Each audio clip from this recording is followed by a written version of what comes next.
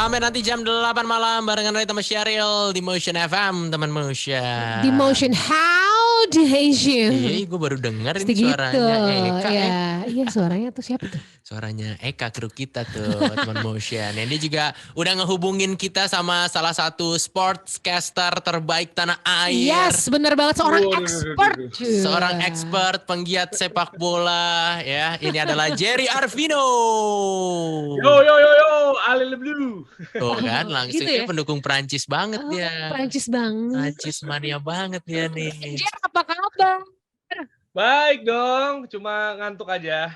Oh, Wah, kalau ngeliatin Instastory-nya Belum tidur subuh aja. deh jam 5 gitu-gitu. oh gitu ya? Iya. Wow. Ini kita tuh semuanya lagi heboh dengan pesta bola dunia ya, dari yang Yes. paham bola banget sampai yang paham banget bolanya tuh, ya kan? Inilah serunya. Serunya ya kan? Yes. Tapi sebagai seorang, kita sebutnya apa ya, penggiat sepak bola kali ya, penggiat sepak bola gitu ya. Kalau Kak Ajar gimana nih ngelihat pesta bola dunia kali ini yang a lot of controversy gitu ya, tapi tetap kan selalu ada sesuatu yang bisa kita lihat dari sebuah pesta bola dunia. Nah, kalau Kak Ajar ngelihatnya di tahun ini kayak gimana tuh?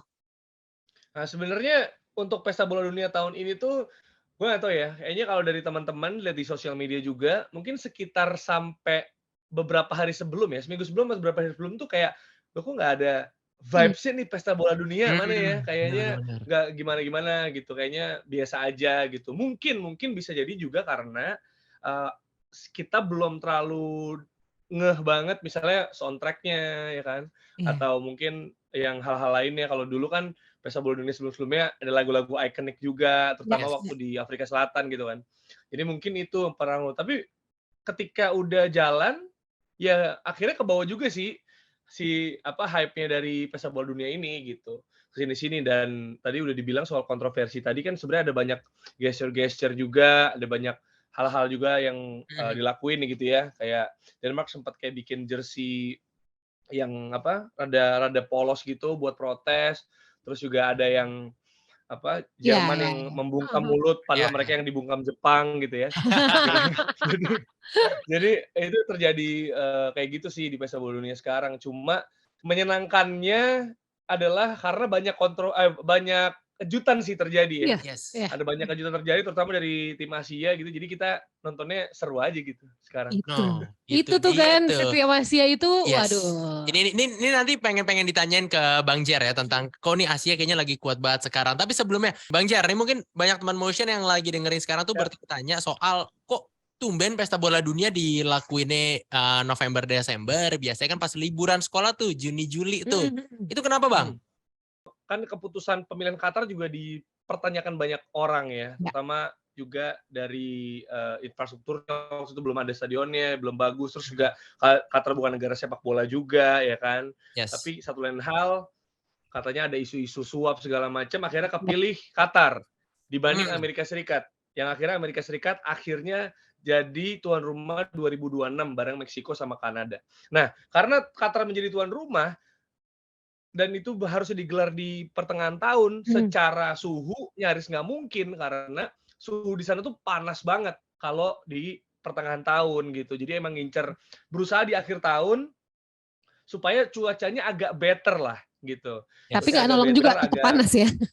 Tetap panas ya kan sebenarnya, makanya ada AC dalam stadion juga, walaupun kata Anthony, pemain Brazil, katanya ini AC stadion dingin banget, gue sampai batuk, ada yang sakit tenggorokan gitu. Mungkin dia kecapean aja, tapi dia nyalain AC. Dia nyalahin AC gitu, padahal itu perlu banget gitu, karena pernah ada juga sesi Inggris waktu itu Gareth Southgate sama anak pemain-mainnya gitu, dia bikin suhu di tempat latihannya panas banget gitu. Untuk nyesuaiin nanti pas main di pesta bola dunia, nanti Inggris bisa terbiasa kayak gitu. Dan menang loh Inggris juga nih kan. Iya, makanya. Gokil. Jadi alasannya seperti itu ya. Makanya juga menjadi kontroversi juga diadakan di akhir tahun gitu. Tapi udah terjadi karena gitu. lagi musim kan, liga lagi jalan gitu loh. Jalan, itu dia, benar. Aneh banget gitu. Bisa ngubah semua sistem dan semuanya jadi nurut sama Qatar. Tapi kan mereka punya power gede banget kan. Iya, soalnya di terakhir kan Qatar sebagai negara juga gitu. Karena Messi si sama presiden FIFA Neymar. sekarang Gianni Infantino bahkan biasanya kan kantor FIFA tuh di Zurich ya, di Swiss. Heeh. Nah, dia rumahnya di Qatar. Oh ya ampun. Masa berarti rumah sama kantor jauh banget kan demi nah itulah tim lah makanya. Oh Saya juga gitu? Iya, mempertanyakan itu. UEFA mulu berarti ya dia. Makanya ini hot banget lah pokoknya. Hot banget ya. Itu ada tuh ceritanya di Netflix kalau mau nonton teman motion. Nah, itu dia. Nah, ini tadi kan gara-gara udah terjadi akhirnya nih, udah terjadi. Tapi ternyata Asia tuh luar biasa ya. Gue juga yang nggak suka bola-bola banget kayak akhirnya nonton kayak wow, kok Waduh, keren sih naik gitu ya. daun gitu berasanya ya. Apakah mungkin faktor geografis mungkin yang dari negara-negara Eropa gak kuat panas banget nih meleleh gitu atau apa atau emang karena secara permainan udah baik atau kayak gimana sih menurut Bang Jen nih? Iya, sebenarnya ini tuh gede banget kejutannya karena kan yang dikalahnya Argentina ya. Mm-mm. Mereka itu favorit banget lah, salah satu favorit banget di pesta bola dunia sekarang. Bukan cuma karena skuadnya, tapi karena wah ini last dance Messi nih gitu. Ini last dance Ronaldo gitu kan. Ini last dance siapa, last dance siapa. Jadi hype banget. Nah sebenarnya yang hebat itu waktu Arab sebenarnya pelatihnya. Jadi pelatihnya itu udah pernah bawa negara lain juga lah masuk World Cup, main bagus di World Cup Iya. si Hervé Renard itu dan dia tahu banget sebenarnya gimana cara matiin Argentina gitu pakai offside trap segala macam. Jadi tactical genius aja sih kalau Arab. Nah, kalau Jepang, nah itu Jerman juga kan diunggulin dan hype-nya tinggi. Jadi sekalinya upset, sekalinya kalah tuh gede banget efeknya gitu. Padahal emang mereka juga secara pemain ya nggak sebaik waktu Pesta Bola Dunia 2014 pas mereka juara gitu. Jadi semangat Pressure juangnya ya. juga beda banget karena di babak pertama tuh sebenarnya kayak harusnya bisa 3-0 gitu, 4-0 tapi karena enggak akhirnya cuma 1 penalti doang, ada yang offside juga segala macam. Jadi babak kedua ya motivasinya berlebih aja. Kalau Iran Wales emang nggak sebagus itu sih. Kemarin juga lawan Inggris habis banget gitu dan kiper dia kartu merah kan. Dan golnya di 2 menit akhir lah 2-0-nya. Jadi sebenarnya ya bagus sih, nggak boleh bilang tim Asianya nggak sebagus itu ya, bagus juga. Cuma lebih ke unggulannya flop sih. Karena kalau menurut gue ya, pada akhirnya ini kejutan-kejutan juga udah habis sih akhirnya. Misalnya kayak Iran, dia menang, akhirnya kemarin nggak lolos juga kan, kalah. Terus malam ini akan ada Arab, Prancis. kayaknya sih akan kalah juga gitu sama Meksiko. Wih, Terus satu lagi Jepang terakhir lawan Spanyol gitu. benar-benar yes. Tapi Dan itu peluangnya malah lebih Jerman, gede dibanding Asia lain sih. Jepang. Jerman sekarang poinnya masih 1 ya Bang Jar ya. Bener. Tapi kan Jerman lawan Costa Rica, kalau dia menang 4 sama kayak Jepang. Jepang 3 karena kalah sama Oh, Costa Rica kan. Jadi kalau oh, Spanyol menang, Jerman menang, ya udah Jepang nggak lolos. Gitu. benar-benar berarti masih lihat next match-nya juga nih. Oke, Bang Jar, tapi Iya. kalau menurut lo prediksi nih di bulan Desember ini siapa yang akan keluar jadi juara di Pesta Bola Dunia? Gila ini prediksi, gue sering ditanya ya prediksi ya. Cuma gue bingung banget karena banyak banget kejutan kan. Sekarang kayak bukan saat untuk prediksi. Mungkin ini saatnya kalau ditanya prediksi gue jawabnya Jaya. Jaya. Baru gue mau ngomong.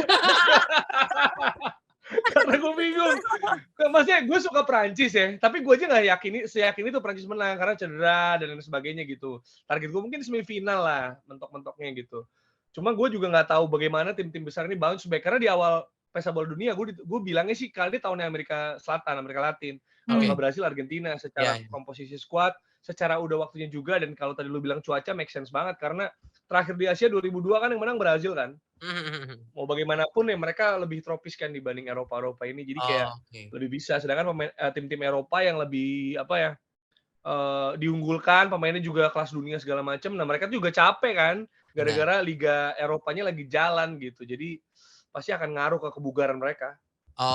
Nah Bang Jar, ini kan tadi tuh kita lagi ngobrolin soal topik. Kita ada topik dikit nih sebelum pertanyaan-pertanyaan terakhir. Yes. Kita nanya sama teman motion nih Bang Jar.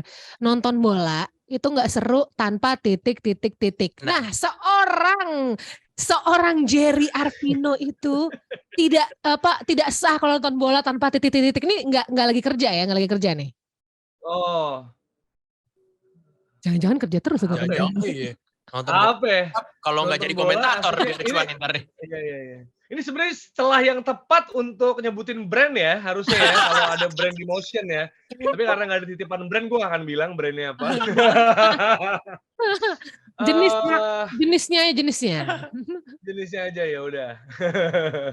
Ayo brand masuk ke Motion. Nonton bola, apa tadi pertanyaannya? Nonton bola nggak lengkap tanpa titik. Nah.